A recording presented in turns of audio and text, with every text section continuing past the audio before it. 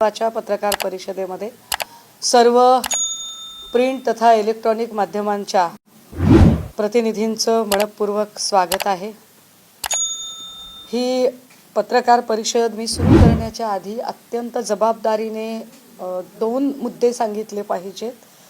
ही पत्रकार परिषद मी राजकीय पक्षांच्या पलीकडे जाऊन करत आहे, कारण ही पत्रकार परिषद ही मला असं वाटतं की महाराष्ट्राच्या भविष्याशी संबंधित आहे आणि ती महत्त्वाची आहे। मी ही पत्रकार परिषद सुरू करण्याच्या आधीच राज्याचे माननीय मुख्यमंत्री तथा गृहमंत्री यांना विनंती करेल की त्यांनी मला खरंच सुरक्षेची हमी द्यावी आणि ते या विषयावर कुठलंही सत्तेचं राजकारण बाजूला ठेवून माझ्या सोबत त्यांची बहीण म्हणून नसेल पण महाराष्ट्राची नागरिक म्हणून ज्या नागरिकांची हमी त्यांनी घेतलेली आहे ती नागरिक म्हणून ते उभे राहतील अशी माझी मुख्यमंत्र्यांकडून अपेक्षा आहे। आपल्याला असं वाटेल की मी असं का आज वेगळ्या पद्धतीने बोलत आहे, तर त्याला कारण आहे। आपल्याला आठवत असेल की ॲडव्होकेट उके नावाचे एक गृहस्थ होते। त्यांनी काही भूमिका मांडायचा प्रयत्न केला होता आणि त्यानंतर उके यांच्यावर काय पद्धतीच्या रेड पडल्या, अर्थात माझ्यावर रेड टाकायला आहेच क्या आपने पास, पण ह्या सगळ्या शक्यतांचा मी विचार करते की मला काय काय पद्धतीने त्रास दिला जाऊ शकतो। मला याची कल्पना आहे की अशाच पद्धतीने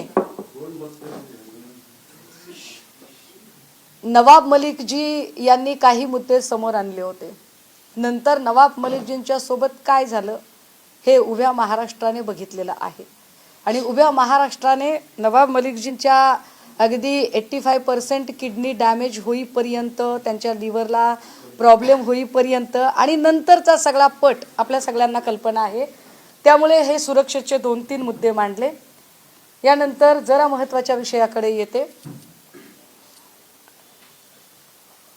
साधारणतः 13 तारखेला सकाळी म्हणजे भल्या पहाटे सावरीमध्ये एक मोठी ड्रगच्या संदर्भाने कारवाई झाली। ही कारवाई होताना मी आपल्याला सांगितलं पाहिजे की साधारण 3 कारवाया त्याच्या आधी सलगपणे झालेल्या आहेत।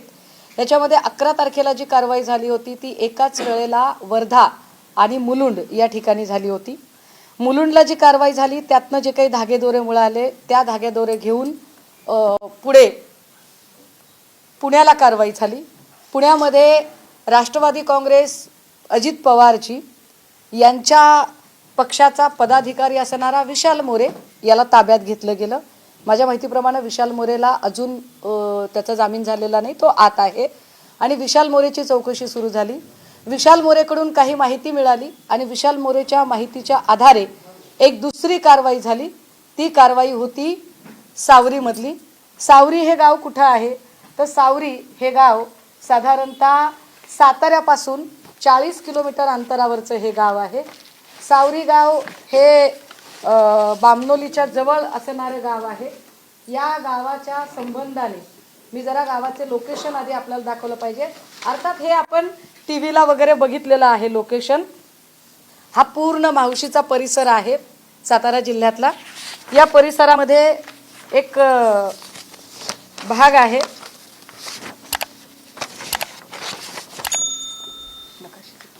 हां हे साधारणतः याच्यामध्ये 2 गोल दिसत आहेत आपल्याला। या 2 गोलचा अर्थ काय ते मी सांगेन, पण आधी मी हा फोटो आपल्याला दाखवला पाहिजे। हे जे ब्ल्यू कलर दिसतोय हे कोयनेचं बॅक वॉटर आहे। मी स्वतः हे इतके तपशील सांगते कारण मी सावरीत जाऊन आले आणि एक एक गोष्ट बघितली आहे आणि सावरीतल्या प्रत्येक बाबी मी सावरीमध्ये आपल्याला सगळ्यांना घेऊन जाण्याचाही विचार केला होता, पण एकतर रस्ता अत्यंत अवघड आहे। या अवघड रस्त्यावरनं सगळे पत्रकार येऊ शकले असते का? लाईव्ह युनिट तिकडे नेणे शक्य नव्हते। दुसरं असं की मी तिकडनं लाईव्ह करणं शक्य नव्हतं कारण रेंज अजिबात नाही आहे। हे बॅकवॉटर आहे कोयनेचं। इथे साधारणतः एक बांधकाम दिसत आहे, हे रिसॉर्ट आहे, हे रिसॉर्टचं बांधकाम आहे। इकडे अजून काही भाग दिसतोय, इथे आतल्या बाजूला स्विमिंग टँक आणि बऱ्याच गोष्टी तयार होत आहेत. आता याच्या सोबतच जे मी आपल्याला दुसरा दाखवला हिस्सा, तो साधारणतः म्हणजे हा मोठा गोल जो आहे, हा मोठा गोल म्हणजे रिसॉर्ट आहे आणि हा छोटा गोल म्हणजे तो पत्र्यांचा शेड आहे, ज्या शेडमध्ये ही कारवाई झाली. हे अंतर साधारणतः आपण बघा. इथे आपल्याला साधारण जर आपला कॅमेरा जर झूम करू शकलात तर हा एक महामार्ग आहे जो गावामध्ये जातो. हा महामार्ग गावात जातो आणि याला जोडून एक पांढरी रेषा आपल्याला दिसते. हा साधारणतः 1200 मीटरचा रस्ता आहे सिमेंट कॉन्क्रीटचा. हा 1200 मीटरचा सिमेंट कॉन्क्रीटचा रस्ता, याचे साधारणतः माझ्याकडे अजून निविदा आली नाही, पण जी मी माहिती घेतली त्यानुसार हा 75 लाख रुपये किमतीचा हा रस्ता बांधलेला आहे. हे विशेष आहे की बघा, इथे एकही गाव दिसत नाही, इथे घर नाहीये, इथे लोकवस्ती नाहीये, इथे वर्दळ नाहीये, इथे कुठेही माणसं राहत नाहीत. मग 75 लाख रुपये किमतीचा रस्ता इकडे का दिला? हे सिमेंट कॉन्क्रीटचा रस्ता का बांधला इथे? हे फार विशेष आहे की हा सिमेंट कॉन्क्रीटचा रस्ता का बांधला? जर इकडे एकही माणूस नाही, गाव नाही, घर नाही, वर्दळ नाही, तर या शेडला जोडणारा रस्ता का केला गेला? जर आपण पायी चालत गेलो तर 15-20 मिनिटं लागतात. जर आपण या ठिकाणी गाडीने चालत गेलो तर साधारणतः 5 मिनिटं लागतात. मी आता आपल्याला हा फोटो दाखवला पाहिजे. हे शेड आहे, हे रिसॉर्ट आहे. या रिसॉर्टमध्ये साधारणतः आता 7-8 रूम बांधून तयार आहेत आणि जो आतला भाग मगाशी दाखवला त्याच्यामध्ये खाली अजून वेगवेगळ्या अमेनिटीज तयार होत आहेत. हे इकडे काम, त्याची गिट्टी आणि फरशा आहेत. हा पत्र्यांचा शेड आहे, ठीक आहे.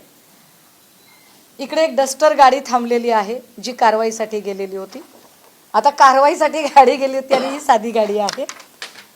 आता याच्यानंतर या सगळ्यांमध्ये ही जी कारवाई झाली, या कारवाईमध्ये 45 किलोचं ड्रग सापडलं.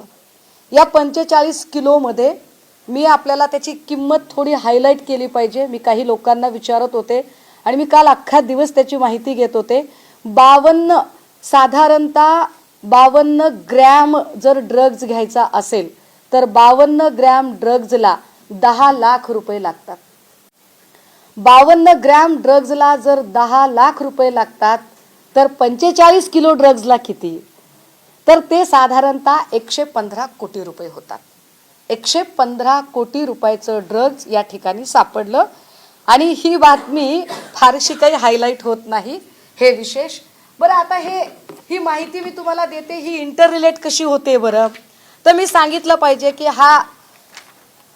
हे रिसॉर्ट कुणाच्या मालकीचं आहे. हे रिसॉर्ट साधारण प्रकाश शिंदे या व्यक्तीच्या मालकीचं आहे. प्रकाश शिंदे कोण आहेत? प्रकाश शिंदेंचा काय संबंध आहे आणि प्रकाश शिंदे इकडे का गेले होते? तर या शेडला, हे जे शेड आहे, या शेडला याचा मालक आहे गोविंद शिनकर. गोविंद शिनकरच्या शेडमध्ये, गोविंद शिनकरच्या शेडची चावी ही ओंकार डिगेने मागितली. ओंकार डिगेला सावरी गावामध्ये काळू नावाने ओळखतात. हे काळू नाव साधारणतः ओंकार डिगे. प्रकाश शिंदेचं हे रिसॉर्ट आहे. हा जो शेड आहे, हा शेड हा गोविंद शिनकरच्या मालकीचा आहे. गोविंद शिनकरच्या मालकीचा आहे हे मी कसं काय सांगू शकते? तर त्याची तुम्हाला मी 7/12 दिली पाहिजे. येस, पत्र्याच्या शेडमध्ये ड्रग सापडला आणि या शेडची 7/12 गोविंद शिनकरच्या नावची आहे. ही गोविंद शिनकरची 7/12. या गोविंद शिनकर कडून चावी घेतली ओंकार डिगेने, असं गोविंद शिनकरने माहिती दिलेली आहे. ती माहिती आलेली आहे पुढे. आता याच्यानंतर जे रिसॉर्ट आहे ते रिसॉर्ट हे प्रकाश शिंदे नावाच्या माणसाच्या मालकीचं आहे. त्याची ही 7/12. हे प्रकाश शिंदे. आता प्रकाश शिंदेच्या नावची ही 7/12 मी एक एक गोष्ट इंटर रिलेट करत सांगेल आपल्याला. बघा, ओंकार डिगे तिकडे होता. ओंकार डिगेला ताब्यात घेतलं आणि सोडलं असं प्रत्यक्षदर्शी सांगतात. त्याला ताब्यात घेऊन का सोडलं याची उत्तर अजून मिळत नाहीत. दुसरी महत्त्वाची गोष्ट की जर साताऱ्यामध्ये हे सगळं घडत होतं तर याच्यासाठी मुंबईचे पोलीस का गेले, साताऱ्याच्या पोलिसांना ही गोष्ट का कळली नाही. घाटकोपरचे क्राईम ब्रँचचे PI आत्मजी सावंत यांनी ही कारवाई केली. आत्मजी सावंत यांनीच मुलुंडला धाड टाकली होती. आत्मजी सावंत यांनीच विशाल मोरेला ताब्यात घेतलं होतं आणि आत्मजी सावंत हेच साताऱ्यामध्ये गेलेले होते. आता इथपर्यंतची ही गोष्ट झाली. हे सगळं तिथे अजून एक माणूस होता जो फरार झाला. हे हॉटेल कुणी चालवायला घेतलं होतं, हे रिसॉर्ट कुणी चालवायला घेतलं होतं, तर रणजित शिंदे नावाच्या माणसाने चालवायला घेतलं होतं. रणजित शिंदे कोण आहे, त्याच्या नेमणुकीचं पत्र जरा मी दाखवलं पाहिजे. हा रणजित शिंदे हा एकनाथ शिंदे साहेबांच्या गटाचा, कारण ओरिजिनल शिवसेना आम्हीच आहोत, हा एकनाथ शिंदे साहेबांच्या गटाचा हा युवा सेनेचा तालुका प्रमुख आहे. त्याचं हे नियुक्तीपत्र आहे. हा नुसता तालुका प्रमुख नाही, एकनाथ शिंदे साहेब ज्या मूळ गावचे आहेत त्या गावचा हा सरपंच आहे, दरेगावचा हा सरपंच आहे.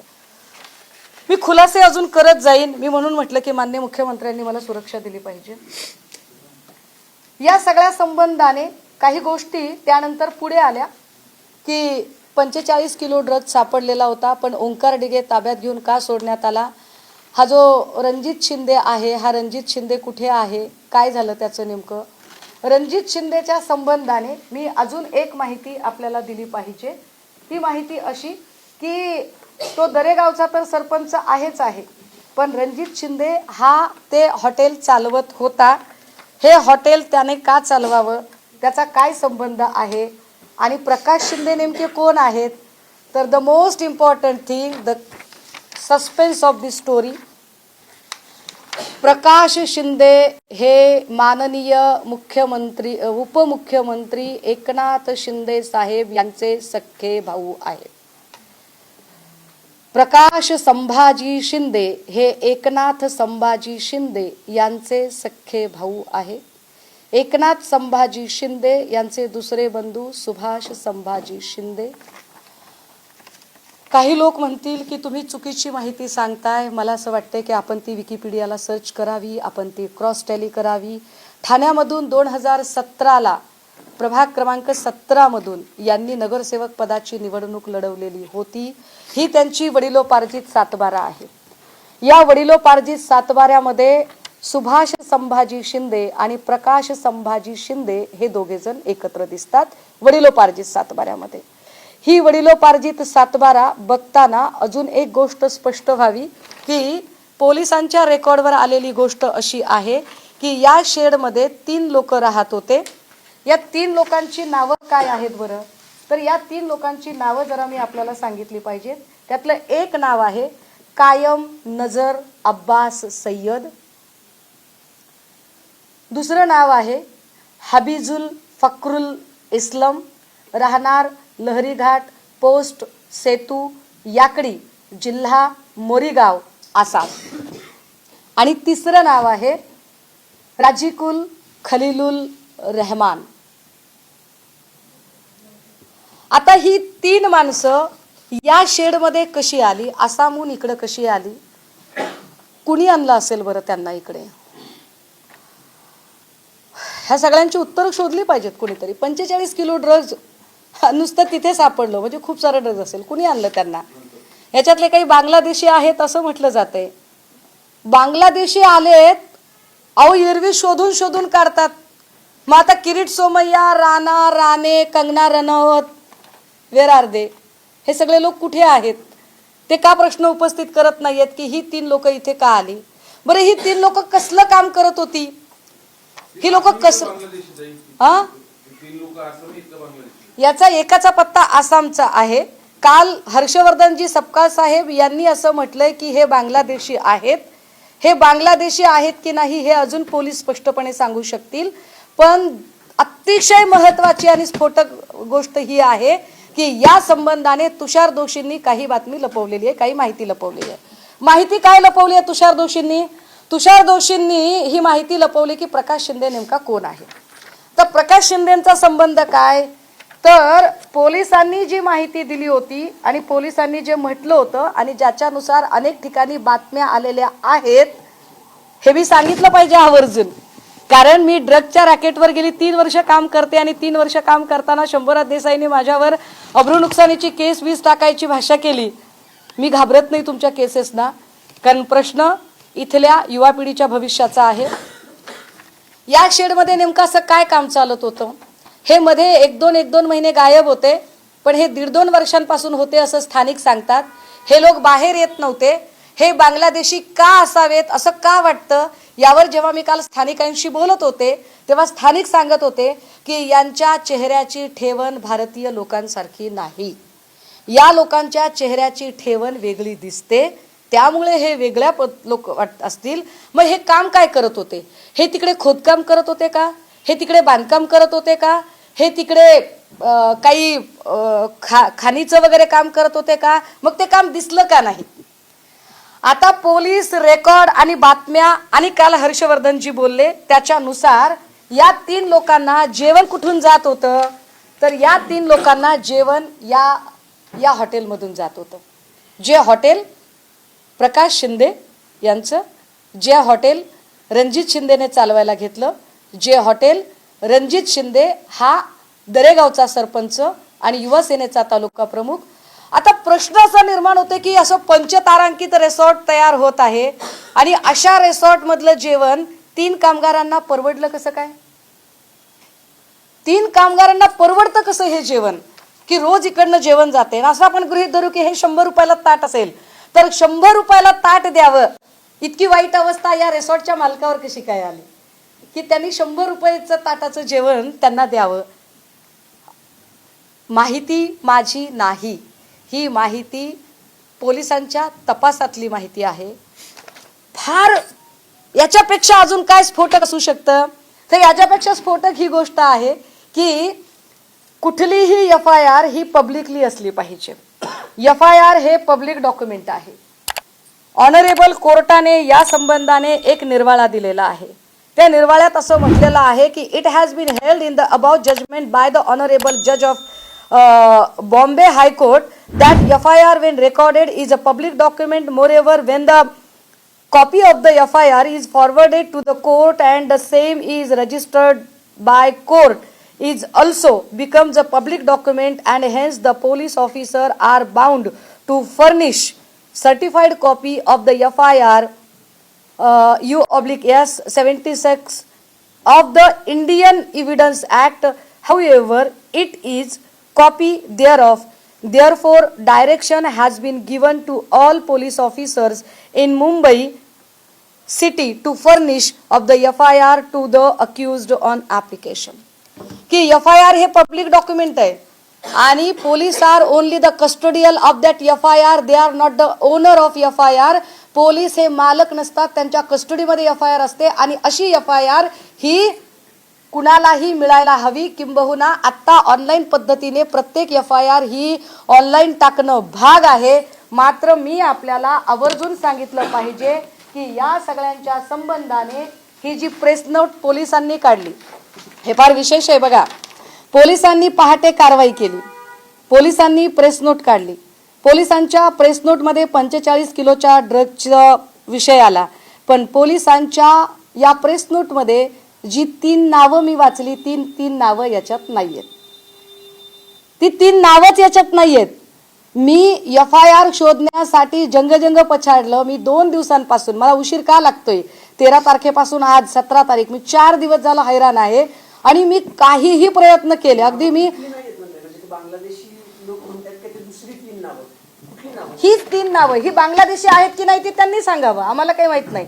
स्थानिक म्हणतात की ते आपल्या देशातले नाहीत, स्थानिक म्हणतात की त्यांचे चेहरे हे भारतीय लोकांसारखे त्यांच्या चेहऱ्याची ठेवण नाही.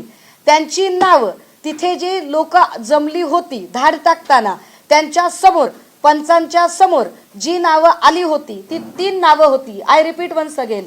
कायम नजर अब्बास सय्यद, हबीजुल फक्रुल इस्लाम, राहणार लहरीघाट, पोस्ट सेतू, याकडी, जिल्हा मोरीगाव, आसाम, आणि 3रं नाव राजिकुल खलीलुल रहमान. ही 3 नावं आहेत. मी काय म्हणते, मला जात आणि धर्मात पडायचं नाहीये. मला आता याच्यात पडायचंय की तुम्ही बांगलादेशी शोधून काढता ना. तुम्हाला बांगलादेशी कलानगर आणि बांद्र्यामध्ये फार हौसेने शोधायला जायची हौस आहे ना. ह्याचं काय करायचंय ते सांगा. आणि ही FIR का रेकॉर्डवर आली नाही?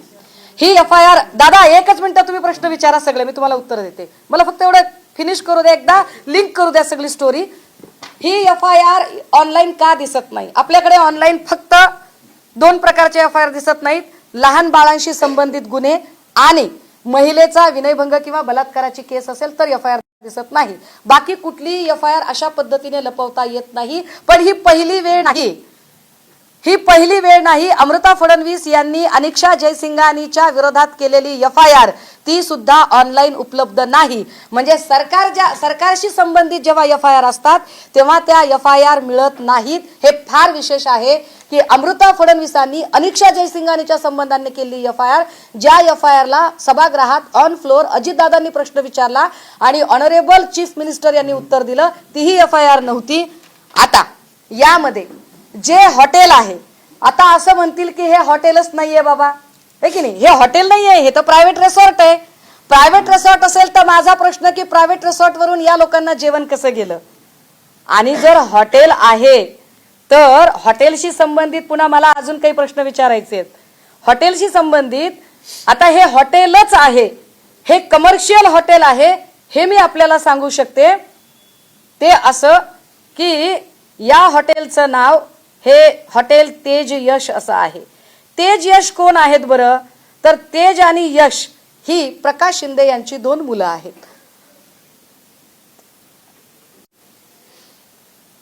दादा हे साधारणतः कमर्शियल हॉटेल 4.8 रेटेड आहे. मी आपल्याला गुगलवर दाखवते, डायरेक्ट ऑनलाईन दाखवते. हे 4.8 रेटेड आहे हॉटेल. हे बामनोलीच्या तिथलं हॉटेल आहे. विशेष याला जर तुम्ही इकडे व्हॉट्सअपमध्ये जर गेलात तर याला तुम्ही वेबसाईट तर चेक करू शकता, पण तुम्ही याला व्हॉट्सअपवर जाऊन तुम्ही याच्यात बुकिंगही करू शकता. हे कमर्शियल हॉटेल आहे. हे बघा, हे ह्याचं कार्ड आलं याच्यामध्ये, ठीक आहे. आता तुम्ही म्हणाल की कमर्शियल हॉटेल आहे तर इतकं काय त्याच्यामध्ये? हॉटेल आहे कळलं ना, का सांगताय तुम्ही आम्हाला? मी ते यासाठी सांगितलं पाहिजे की ही साधारण MSRDC विशेष प्राधिकरणची कॉपी आहे माझ्या हातात. या विशेष प्राधिकरण कॉपीने काही आक्षेप घेतलेले आहेत की तिथे त्यांच्या परमिशन शिवाय कुठलीही कमर्शियल प्रॉपर्टी तयार करता येत नाही. आणि हा आक्षेप हॉटेल तेज यशवर घेतलेला आहे. हॉटेल तेज यशवर हा आक्षेप का घेतला त्याचं अजून एक कारण मी आपल्याला सांगितलं पाहिजे. एक दुसरा कारण त्याचं मी अजून एक आपल्याला कारण सांगितलं पाहिजे की यामध्ये विशेष कोयना धरणाच्या परिक्षेत्रामध्ये किमान 75 मीटर अंतरापर्यंत तिथे कुठलेही बांधकाम करता येत नाही. असं असताना सुद्धा फक्त 5 मीटर अंतरावर हे बांधकाम केलं गेलं. नाही, कॉपी आहे, रूल आहे त्याच्यामध्ये. तर फक्त 5 मीटरच्या अंतरावर हे बांधकाम केलं गेलं. आता जर 5 मीटरच्या अंतरावर जर तुम्ही बांधकाम केलेलं आहे तर काय याच्यावर आक्षेप घेतले गेले? त्याचं काय केलं? एकाही अभियंत्याने यावर आक्षेप घेतला नाही. हे प्रिव्हिलेज कुणाला दिले गेले? हे प्रिव्हिलेज प्रकाश शिंदेला मिळाले. 115 कोटीचं ड्रग जिथे सापडतं आणि ज्याच्या जागेशी संबंधित गोष्टी आहेत त्याच्यावर काहीच कारवाई होत नाही, त्याचा उल्लेख सुद्धा येत नाही, त्याच्यावर चर्चा केली जात नाही. तुषार दोषी असं सांगतात की प्रकाश शिंदे हा दुसराच कुणीतरी माणूस आहे. तुम्ही म्हणाल तुमच्याकडे काय पुरावा आहे? मी तर तुम्हाला 7/12 पण दाखवली हो साहेब, मी सगळंच दाखवलं. मी अजून तुम्हाला काही गोष्टी दाखवते. हा रणजित शिंदे आहे. हा रणजित शिंदे दरेगावचा सरपंच जो हॉटेल चालवत होता. हे श्रीकांत शिंदे त्यांच्यासोबतचा फोटो असणं स्वाभाविक आहे. हा रणजित शिंदे आहे. दरेगावी हेलिकॉप्टर उतरतं उडतं त्यावेळेची सगळी सोय रणजित शिंदे, ठीक आहे. प्रकाश शिंदेची 2 मुलं म्हणजे तेज आणि यश ही साधारणतः वाढदिवसाला लागलेली एक जाहिरात. म्हणजे मी त्या गावात गेले म्हणून जे काही फोटो मी काढू शकले त्याच्यातले हे बघा. रुद्रांश व दादाला आणि मोठ्या पप्पांना वाढदिवसाच्या हार्दिक शुभेच्छा. शुभेच्छुक कोण आहेत? यश प्रकाश शिंदे, तेजस प्रकाश शिंदे, त्यांचे वाढदिवस, हे सगळे कागद. नाही, मला काय म्हणायचंय, जर डीसीएमचे भाऊ चालवतात की नाही चालवतात ते पोलिसांनी ठरवावं, पण या गोष्टीची FIR पब्लिक का केली नाही? तुषार दोषींनी प्रकाश शिंदे हा माणूस कोण आहे या व्यक्तीची ओळख का लपवून ठेवली? अनेक पत्रकारांनी, पुण्यातले, कोल्हापूरमधले, साताऱ्याचे, मुंबईचे अनेक पत्रकारांनी तुषार दोषींना संपर्क करून प्रकाश शिंदे नेमका कोण आहे याची माहिती घेण्याचा प्रयत्न केला, तेव्हा तुषार दोषींनी माहिती भरकटवण्याचा प्रयत्न का केला? बरं, पुढे ड्रग्ज प्रकरणातले हे आरोपी फरार आहेत, काय यावर चर्चा केली जाणार आहे का?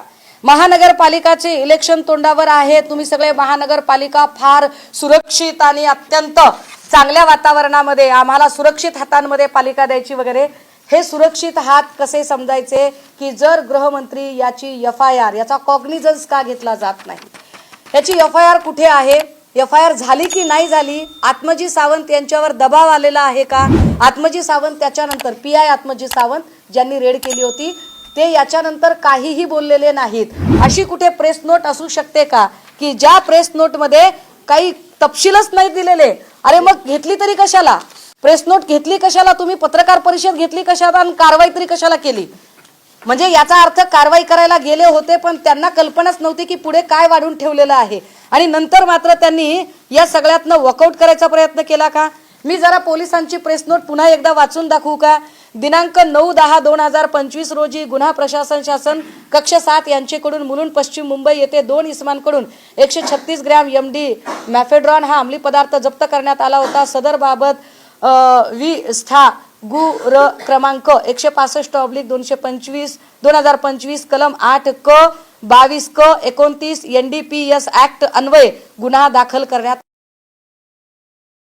आला. गुन्हा दाखल करण्यात आला 5 दिवसांपासून FIR का नाही? एरवी काही नसताना तुषार दोषी कुणालाही सोबत घेऊन पत्रकार परिषदा घेऊन तपासातल्या गोष्टी उघड करतात ना. मग इतकी महत्वाची गोष्ट जी महाराष्ट्राच्या भविष्याशी संबंधित आहे या गोष्टीवर आता मौन का बाळगलं जात आहे? यावर एकही जण प्रश्न का विचारत नाही? एरवी कुणी साधा सभागृहात पत्ते खेळला तर त्याचे राजीनामे मागितले जातात ना. मग आता या प्रकरणामध्ये कोण कुणाचा राजीनामा मागणार आणि कसा मागणार? किरीट सोमय्या, नितीश राणे, कंगना राणावत, नवनीत राणा या सगळ्या लोकांचे रोल काय असतील? कट्टर हिंदुत्ववादी म्हणणाऱ्या लोकांना आता आमचे काही प्रश्न आहेत. कट्टर हिंदुत्ववादी म्हणणारे लोक यांना हे कळत नाहीये का की ड्रग्ज हा विषय हा मुस्लिम पोरांनाही अफेक्ट करेल, हा शीख पोरांनाही अफेक्ट करेल, हा जैन पोरांनाही अफेक्ट करेल आणि हा हिंदू पोरांना सुद्धा अफेक्ट करेल. मग तुम्ही जर हिंदूंच्या रक्षणासाठी आहात तर हिंदू पोरं या ड्रगच्या जाळ्यामध्ये जर अडकू शकतात तर तुम्ही यावरती का बरं आतापर्यंत बोलला नाहीत? धरण क्षेत्रापासून 75 मीटर अंतरावरचं बांधकाम करता येत नसताना हे बांधकाम झालं कसं? या परमिशनचं काय करायचं? किरीट सोमय्या बुलडोजर घेऊन जातात ना, किरीट सोमय्या हातोडा घेऊन फिरतात ना सगळीकडे. किरीट सोमय्याने अनेक वेळेला रत्नागिरीच्या किनाऱ्यावरून हातोडा घेऊन फिरले ना. मग इथे किरीट सोमय्या हातोडा घेऊन जाण्याचा मुहूर्त कधी काढणार आहे? काय ही गोष्ट तुम्हाला उजेडात येऊ द्यायची नव्हती का?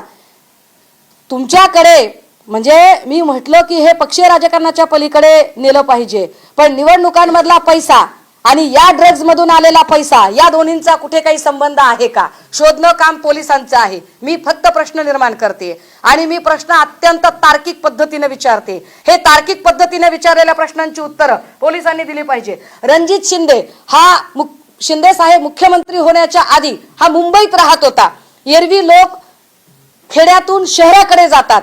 रणजित शिंदे हा एकनाथ शिंदे मुख्यमंत्री झाल्यानंतर शहराकडून खेड्याकडे का गेला? लॉजिक आहे की का तो खेड्याकडे गेला? त्याचं एवढं असं काय अडलेलं होतं? कितीतरी गोष्टी. हे तेजस हॉटेल अनाधिकृत आहे, या जागेचा NA नाहीये, या जागेच्या संबंधाने ऑब्जेक्शन्स आहेत. या ऑब्जेक्शन्सवर आता संबंधित मग हे नगर विकास खातं वगैरे हे सगळं कशासाठी वापरलं गेलं? हे प्रिव्हिलेज कुणाचे आहेत? हे प्रिव्हिलेज कुणाला मिळालेले आहेत? या सगळ्यांमध्ये नेमका 75 लाखाचा जो रस्ता झालेला आहे, जो 1200 मीटरचा रस्ता आहे, तुम्ही त्या रस्त्याला मी तुम्हाला घेऊन जायला तयार आहे, कारण त्या गावातला एक एक रस्ता, एक एक गल्ली काल मी बघितली आहे.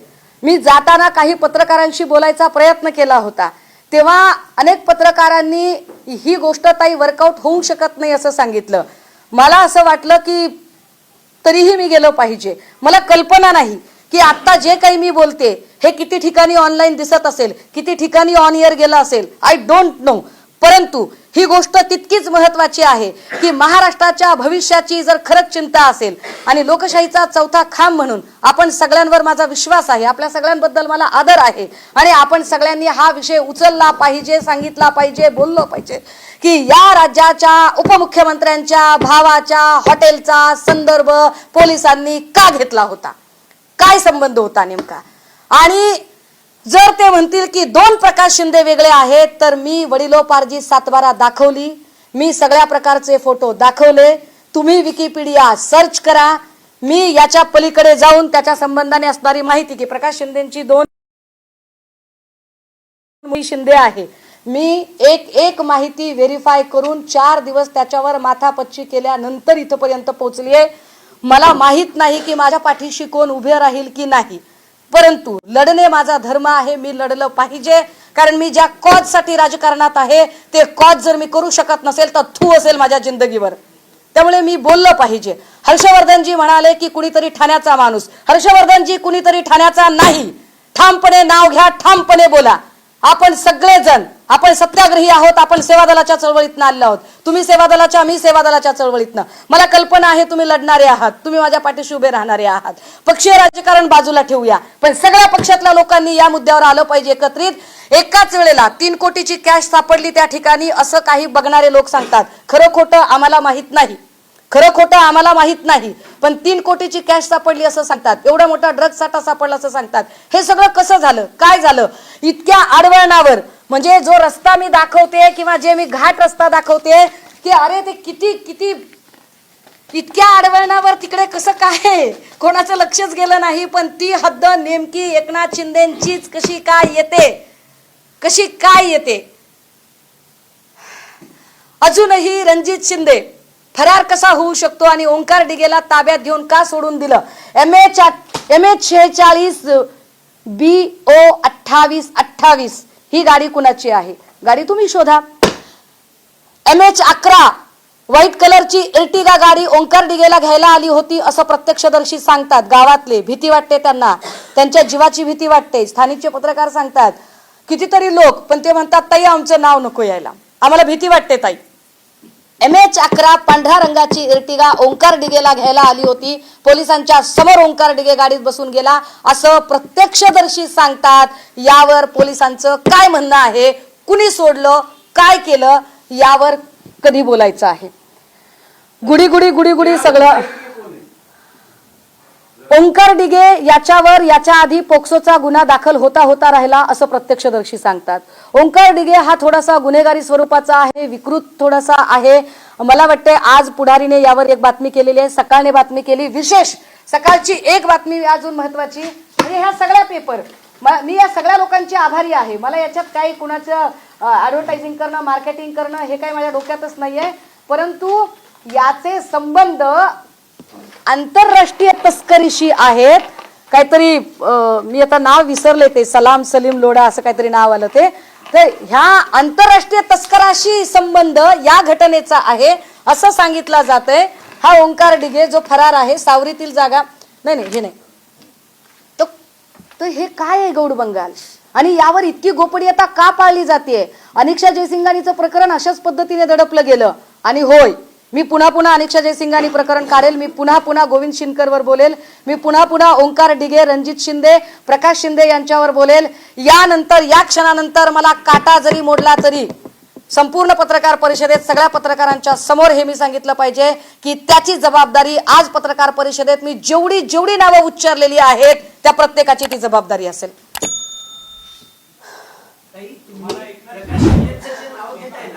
एकनाथ शिंदेचे भाऊ असलेले पुरावे तुमच्याकडे आहेत. एकनाथ शिंदेने मदत केली का? एकनाथ शिंदेचे रॅकेट चालवत होते का किंवा त्यांचे भाऊ हे रॅकेट, पोलीस सांगतीलच, तुमचा थेट आरोप आहे का? माझं असं म्हणणं आहे की प्रकाश शिंदे हे त्याचे मालक आहेत. ही गोष्ट तुषार दोशींनी का लपवली? पत्रकारांनी त्यांना विचारलेलं होतं, स्पष्टपणे विचारलं होतं, ही माहिती का लपवली? गेल्या 5 दिवसांपासून ही माहिती का लपवली जाते? आणि त्याच्याही पुढे जाऊन अजून तर्कशुद्ध प्रश्न विचारते.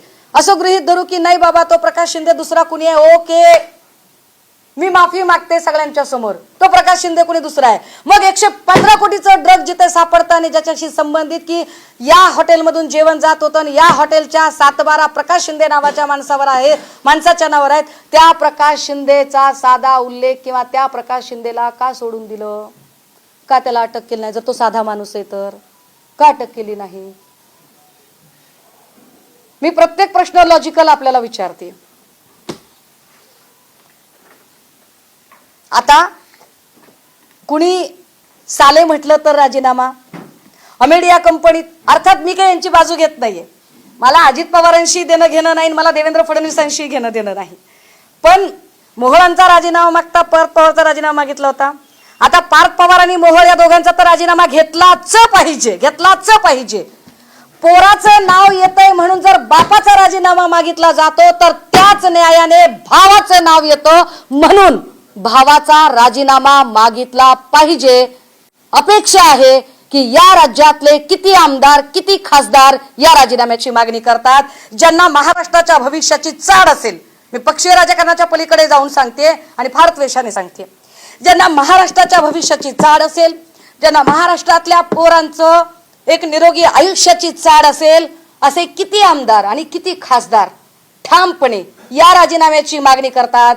किती जणांच्या पाठीला कणा आहे, स्पाईन आहे, जे राजीनामा मागणी करू शकतात.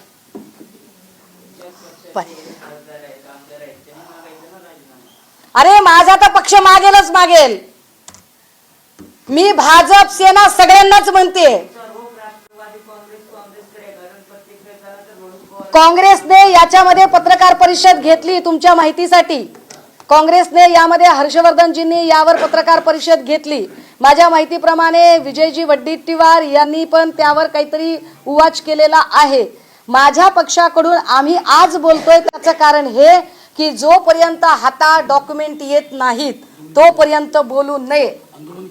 हा, पण डॉक्युमेंट जोपर्यंत सॉलिड आणि व्हॅलिड हातात नसतात तोपर्यंत बोलायचं नाही. हा मी माझा स्वतःला घालून घेतलेला नियम आहे आणि मी त्या कागदपत्रांच्या सह आज बोलते की कोण आता एकनाथ शिंदे आणि श्रीकांत शिंदेनी राजीनामा द्यावा असं स्पष्ट म्हणतो. ऍटलीस्ट ही चौकशी होईल. प्रकाश शिंदे कोण आहे कळेपर्यंत एकनाथ शिंदे साहेबांनी राजीनामा द्यावा ही माझी मागणी आहे. पण ही सभागृहाच्या बाहेरची आहे. सभागृहाच्या आत सगळ्या पक्षाच्या लोकांनी मागणी केली. मी विरोधी पक्ष म्हणून, या पक्षाची उपनेता म्हणून, या पक्षाची प्रवक्ता म्हणून, या पक्षाची जबाबदार पदाधिकारी म्हणून आणि त्याही पेक्षा या महाराष्ट्रातली सजग नागरिक म्हणून, होय, मी श्रीयुत एकनाथ शिंदेजी यांच्या राजीनाम्याची मागणी करते.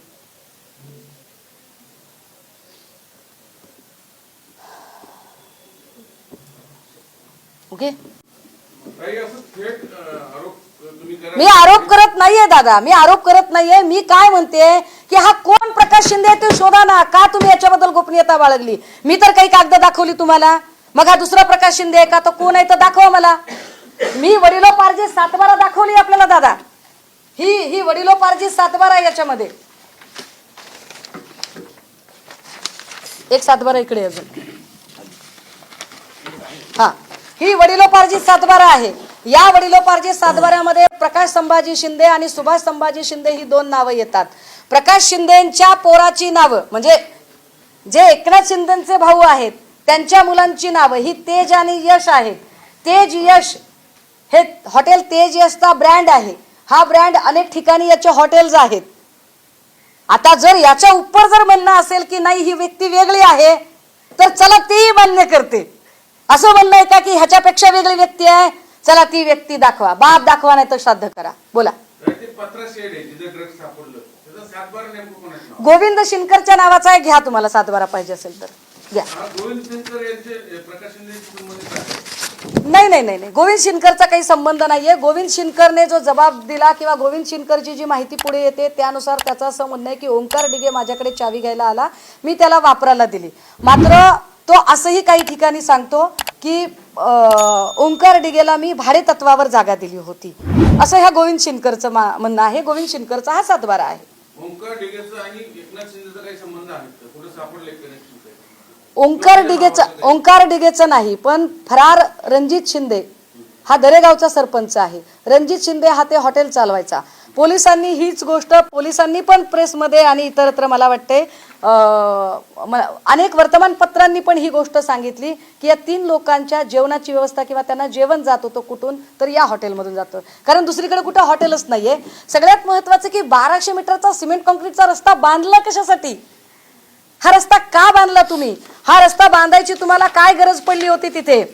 जर एकूण जर ते लोकेशन जर नीट बघितलं तर तुम्ही काय हे 2 इकडे ते रिसॉर्ट आहे, सॉरी इकडे रिसॉर्ट आहे, हे कोयनाचं बॅकवॉटर आहे, 5 मीटरपेक्षा कमी अंतर आहे, 75 मीटरचा रूल आहे.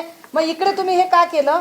आणि हा साधारणतः महामार्ग आहे गावातून जाणारा आणि हा पांढऱ्या रंगाचा हा सिमेंटचा मार्ग आहे आणि इकडे एकही घर नाहीये. जर इकडे एकही घर नाहीये तर इकडे सिमेंटचा रस्ता बांधायचं कारण काय? क्लॅरिफिकेशन द्यावं लागेल.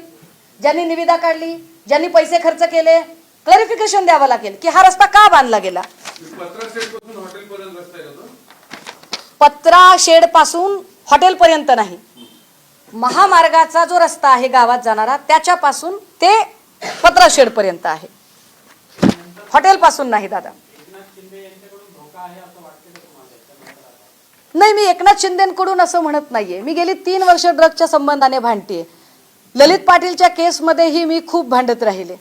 माझी पुन्हा मी ह्याच्यावरती भूमिका मांडली की मी एक जागरूक बहीण म्हणून, आई म्हणून विचार करते की हे कुणाच्याही घरात घडू शकतं. आज आमची पोरं शाळा कॉलेजात शिकतात, आम्ही सगळ्या सुविधा आमच्या लेकरांना देऊ शकतो, पण शाळेच्या गेटवर जर ड्रग्ज पोचत असेल आणि ते जर आमच्या लेकरांपर्यंत पोचलं तर आम्ही काय करायचं? हा विचार पक्षीय राजकारणाच्या पलीकडे, जात आणि धर्माच्या पलीकडे जाऊन माणूस म्हणून हा विचार करणं जास्त गरजेचं आहे. आणि यावर मला खरंच अपेक्षा आहे की या राज्यातल्या सगळ्या पक्षाच्या खासदारांनी संसदेत सुद्धा बोललं पाहिजे की एकाच वेळेला 115 कोटीचा साठा, 45 किलो, मला वाटतं आतापर्यंतची ती सगळ्यात मोठी कारवाई असेल. आतापर्यंत वाढवणा बंदर वगैरे इकडे तिकडे काय ज्या कारवाया झाल्या, आणि मी अशी का माझ्या सुरक्षेची का बरं मी गरज व्यक्त करते? कारण याच्या आधी जज लोया असतील, उके असतील, नवाब मलिक असतील, ह्या सगळ्या लोकांच्या सोबत काय काय त्यांना त्रास झाला हे सगळं समोर आहे. अधिवेशनामध्ये दादा ही कारवाई 13 तारखेला पहाटे घडलेली होती. मला वाटतं ही 10 वाजता तिकडे स्थानिक जमलेले होते. 11, 11:30ला ही बातमी फुटली. त्यानंतर नागपूरपर्यंत ही बातमी थडकायला दुपारचे काहीतरी 1:30-2 वगैरे वाजलेले होते आणि त्यावेळेला अंतिम आठवडा प्रस्ताव मांडून झालेला होता आणि नंतर तर काय वाइंडअपच केलं अधिवेशन, असा तो विषय होता. परंतु या विषयावर येणाऱ्या अधिवेशनात चर्चा व्हावी ना. ते उठवणार नाहीत अशी शंका तुम्हाला का वाटते? नाही, पण आता ते कुठे, त्यांचा कार्यकाळ संपला ना. मी माझ्याकडून आता ही माहिती राष्ट्रवादी काँग्रेसच्या खासदार संसद रत्न सुप्रियाताई सुळे यांना पाठवलेली आहे. मी त्यांना फोनवर कॉन्टॅक्ट करायचा प्रयत्न केला परंतु फोन लागला नाही. कदाचित त्या कामकाजामध्ये बिझी असतील, पण निश्चितपणे मी त्यांच्यापर्यंत पोहोचवेल. मी त्यांच्यापर्यंतच का पोहोचवेल याचं उत्तर लगेच देते, कारण तुमच्या मनात पुन्हा शंका येतात की तुम्ही त्यांनाच का सांगताय.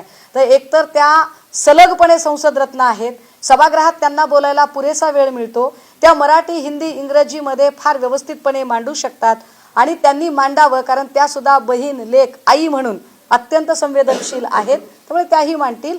आणि माझ्या पक्षाचे ओमराजे निंबाळकर, खासदार ओमराजे निंबाळकर हे ऑलरेडी लढतायत या मुद्द्यावर, हे लक्षात घ्या. कारण धाराशिवमध्ये सापडलेला जो काही ड्रगचा साठा होता, पण या साठ्याशी संबंध असणारे जे लोक होते त्यांना प्रवेश भाजपने दिला, हेही तितकेच उल्लेखनीय आहे.